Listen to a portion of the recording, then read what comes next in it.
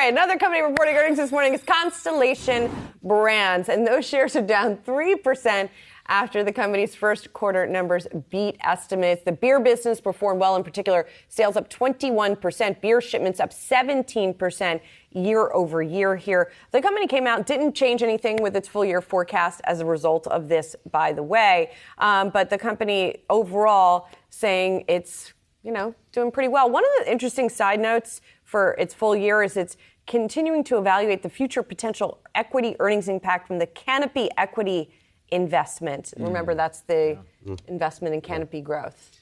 I have my shruggy face on this. I think Bill Newland, CEO of Constellation Brands, friend of the show, he'll be on tomorrow morning. We'll talk more about this quarter.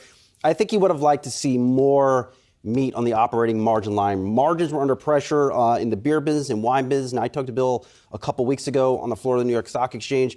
He said, look, inflation is still high, and he does not see peak inflation happening anytime. So I can't say I'm surprised by the margin pressure, but still, I think when you're seeing these type of sales declines in a beer business that is roaring back because people are going out, you would have liked to see more gains there on profits. And in a time like this, too, some of the cash flow targets are amazingly important to look at for companies and how they're able to navigate their own liquidity, making sure that, similar to our conversation just a moment ago, that they do have on their balance sheets enough cash to continue to, on the back end, support their operations, but also show investors that they are well in a very well liquid position.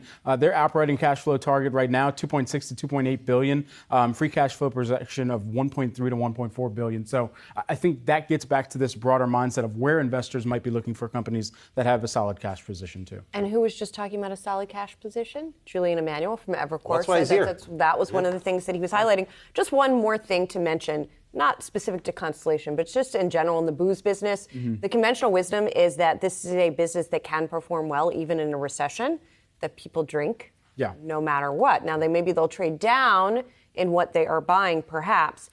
We'll see if that's how it plays out, but that traditionally has been the thinking. So a bottle of Oldie instead of a premium Corona in a recession.